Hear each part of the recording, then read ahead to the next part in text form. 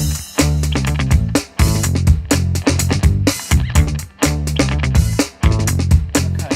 everyone, it's Erkan here with Chris Sherlock, Gabs DiMaggio and Claudio DiMaggio. This is podcast number 5. Cinco. Cinco? My first one. Cinque. Besh in Turkish. Besh. Okay, so number 5. So this is a bit different, today's podcast. What we're doing is more of an update, news, and we wanted to show you the 3-bedroom house we're building in the garage. So Claudio, what is going on? Any tenants are available. We do a good rental. Is it a HMO? so what's going on at the end of the garage? What's going on? We got bored for building up. You've only just got in here. Are you already extended? We got to build the dyno room.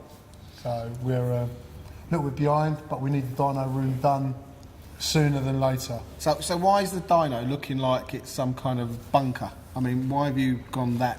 It looks very impressive.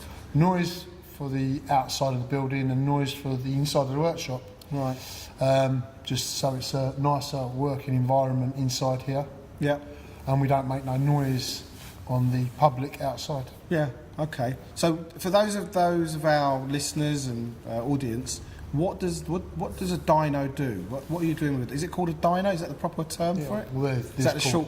Engine dynos is for It's a dynometer, it's a chassis dynometer. Chassis dynometer, which is the correct word. But you know, there's an Audi advert, isn't there, where they've got an R8 and it's kind of going full pelt on this rolling road. Mm-hmm. Rolling road's another word. Yeah. And you've got the exhaust all glowing. It's just, it's basically the car on full chat, power, yeah. but not moving. Basically. And why is that so important to the day-to-day running of this business?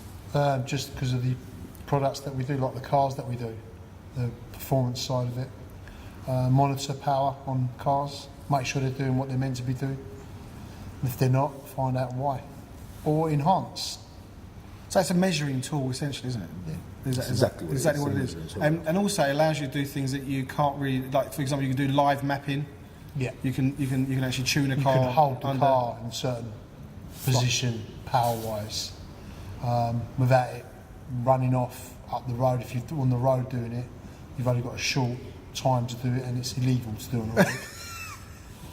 It's illegal on the road. And I remember when we first started working about 8-9 years ago, the dyno was getting used occasionally, but by the time we left Hoddesdon, it was kind of constantly. Yeah, it works a lot. Yeah, it works. So you must be missing not having it at the moment. Very much. And how does it hold jobs back? I mean, why, is that because you'll do a build and then you want to get it on there, you want to measure something, test something? Everything, remapping, people. I know these are obvious questions, right? But there's people out there be wondering what the hell you do with a dyno, why you build a 3-bedroom. I was thinking. Yeah, so it's a really important part of the. Absolutely. I suppose you'd say it's a clear USP, a perfect such, because not many garages have full 4-wheel drive dyno. It's really good just to.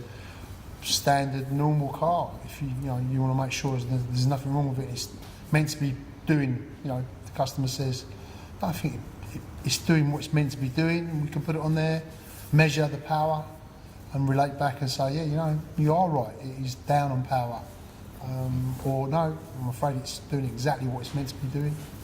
And also you can do before and after. So if someone's having an ECU rat or they've done some tuning work, you can clearly show them the differences the upgrades have made. And it's really good for diagnostics. Yeah. If you've never been near a dyno when it's on full song, it's incredible. Like, so what speeds will the cars get up to? I mean, it's speed limited to 140. Wow. Standing next to a car doing 140 miles an hour, basically. But it's 140 in third on the limiter. So it's probably full. Yeah, because we've full power. Because the other thing we haven't done for a little while, I don't know if we've got a date yet, Gabs, for dyno days or power run days, and sometimes we do barbecues and people bring like one car after the other, and it's just full on, and all the way up. We'll get the dyno working first, and then we'll get a date. I'm ordering burgers already. Let's get the dyno up and running. Yeah. So that's the 3-bedroom semi, the 3-bedroom end of the terrace. What is the maximum power that you can the test dyno against? Is 13, split into 4. I've always up to 1500 horsepower. Can do 15, yeah. You've got to be brave to put 1500 horsepower on. We've been at 11. Yeah, that was scary enough. And what was that? As the Skyline. So, yeah, 11's And what's the kind of most interesting cars you've had on the dyno over the years? All sorts. It's such a variety. It is brilliant. The variety sometimes. It does attract all sorts of Yeah. custom Some cars. stuff I've put on there just. There was an old Volvo. I don't even know what make it was, what model it was, but it had this engine, but you couldn't even see out the windscreen. It was an engine. Dragster. Yeah, it was ridiculous. Yeah, It was a that road thing car. That thing scared actually me. drove here. Girlies out of me when I've done it on the run. It was like the fastest run I've ever done on a dyno. If you Google dyno disasters or dyno accidents, they're horrendous. Yeah. I mean, engines blow on them. Yeah. Cars get unstable. Have you ever? But nothing. There's been some moments. So some brown stain moments on the dyno. The mop and buckets come out many times. not just for the car. No, absolutely.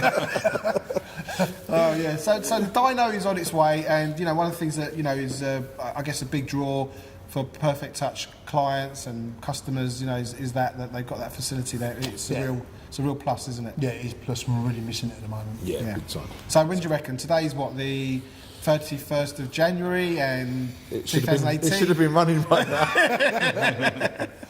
But also the difference I've noticed in what you've done this time, the dyno when it was at Hoddesdon was laid into the floor. Now you've decided to go slightly different. You've got it sitting on raised, raised, and then obviously you've got to take the car up a ramp and then on. Why did you decide not to go? There's two There's sides. a few reasons for it. To get underneath the car, to strap the cars down, we're finding it's getting harder and harder. Because they're lower. Because they're lower and stuff, so if the car's already raised, you can get underneath it and strap it down properly. Strap it down better. And the other way is it's too bloody expensive to put it in the ground. Okay. No price tag. No price tag. No, we were getting quoted so much. Yeah, no. And they said once we start, then we'll give you the proper price. And that's a just bit. to dig a hole. Yeah, Okay. Yeah. They're literally looking at the floor and they're just going, it's quite a thick a hard floor, this one. floor, and they don't know what they're going to find, and there was no real price tag, and can't work on a That's still a budget. bit open-ended. That does seem fair. It's just like. So, Chris, you've joined us today. It was a bit of an ad hoc kind of situation. So, Chris Sherlock's a really good friend of mine. Known Chris for quite a few years now, 10, 11, 12, 10 or whatever years. And Chris took an interest in what we were doing with SOR initially. And then you came down, had a visit to see what we were doing. And you kind of got a bit more involved, haven't you? Yes, I have. And it's been great to see you move from Hoddesdon to here, taking a big step. And it's fantastic to see all of these cars, not only in here, but in the bullpen next door. That's fantastic. Yeah.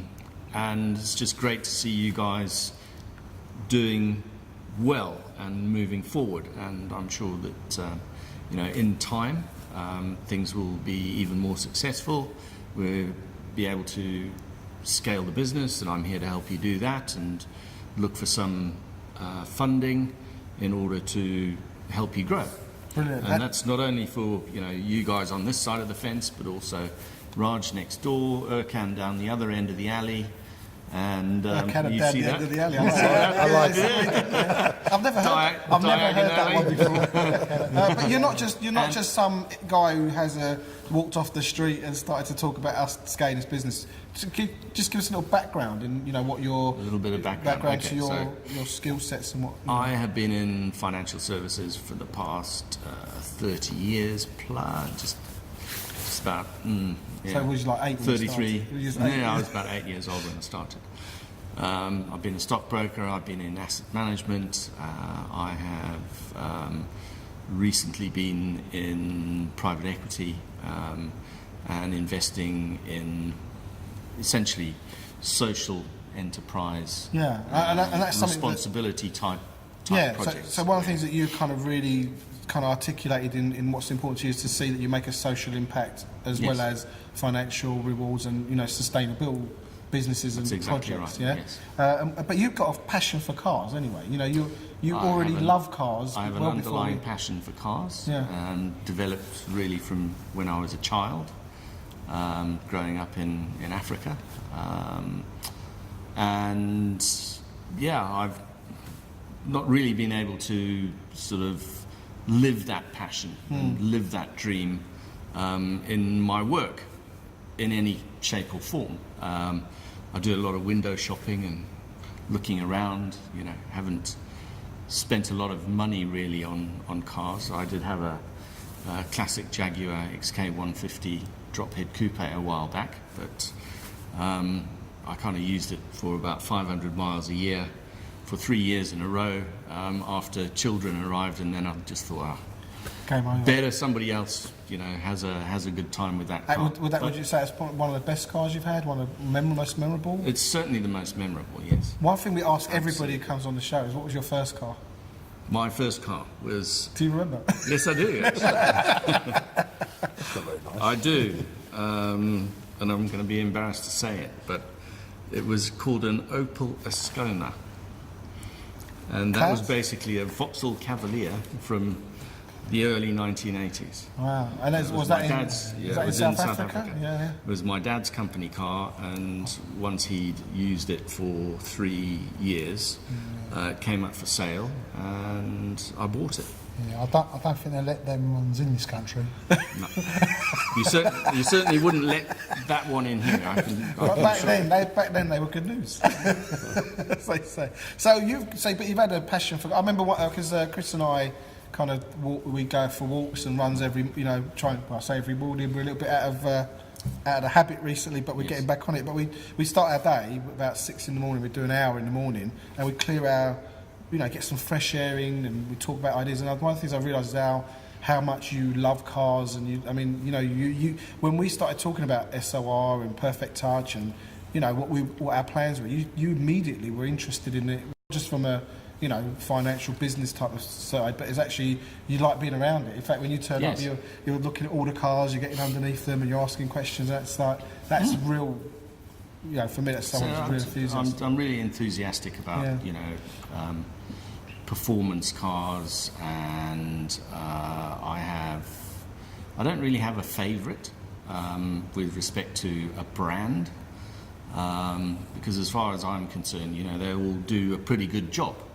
And if you like cars and you want to go in a fast car, you're probably going to be as satisfied going in a Mitsubishi Evo as you would be going in a Porsche 911. It's a bit like saying, what's your favourite song? It depends what we're getting up to. Exactly, yeah. Depends what we're drinking, right?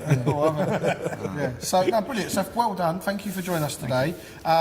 So the dynos are probably biggest news, but also we're going to be at the London Classic Car Show. The stand is all, we've kind of got it designed. Matt and I have been working on lots of the handouts and the promotional materials. But essentially, we're going to have two cars. We're going to have the Ginetta Brit car that Tom Barley and Simon Rudd drive in the Brit Car Championship. So we're going to have that car there. So that'll be something we're really pleased to have at the show, which is going to be fantastic. And the boys are going to come down, I think, over the weekend, maybe on a Saturday and a Sunday. And Phil's going to come in on the Friday and talk to people about possibly getting involved in that and share the track experience as much as we can.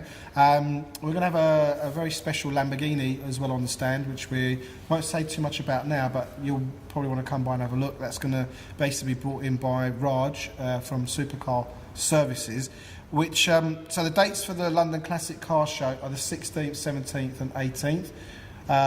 If you put SORmyCAR into the voucher slot code, you'll get 2 tickets for £45, so that's a nice little deal.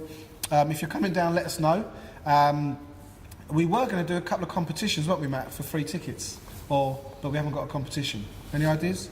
Competition? I know what could be a good competition, but the problem is we won't know the answer to it by the time the show's on. Is when will the dyno be ready? That's not a good idea. Will it be ready, or won't it be ready before the show? You can do all sorts of stuff. You can I can answer that already. You can put balloons inside one of the cars and say, how many balloons? Well, what we're doing actually, what we're going to do, this is a good one. What we're going to do at the show, we're going to do a little competition called Guess the Junk, and we're going to do a perspex box with loads of car parts in it and bits and pieces, and some of these car parts are going to be labelled what they are, and whether it's off a Lambo or whatever it is.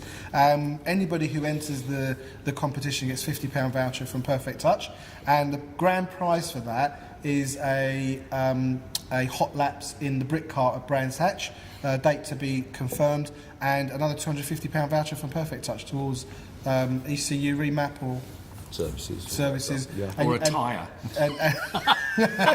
Yeah, or a tyre, yeah. You get one tyre for that. So we're looking forward to that. Also, what we're going to be doing at the show is we're going to be doing auto trader dealer valuations for people who are thinking about selling their car, or they just want to find out what their car would retail at in the market. The dealer valuation report basically tells us what other cars are in the market for that derivative, how long they've been for sale, how far away they are, and what we should price the car at for its mileage, age, number of owners, all that kind of stuff. So if you're looking to sell your car soon or you want a valuation, again, that's open to anybody who's looking to sell a car. Just get in touch with us and we'll do a valuation for you and let you know what the car would sell at dealer retail and what its trade price would be. All very interesting stuff. The other thing, talking about cars and dealing, is Bradley Goodwin. Bradley Goodwin has joined SORmyCAR as our dealer and valuer. It's his second week. And how's it going so far? You see much of Bradley? Yeah. See, Brad. So Bradley seems really interested and up for what we're doing in terms of SOR and the bigger picture.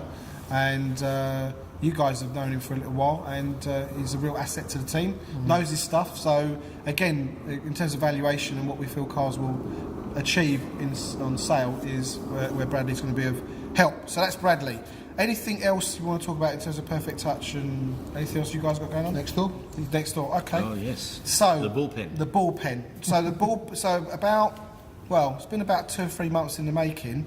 Raj Singh from Supercar Service has been looking at the idea of coming and joining us next door, which basically he committed to around the beginning of the year, early Jan, and he's just in the process of setting up. So next door is where we're going to be running Supercar Services and Supercar Storage and Concierge.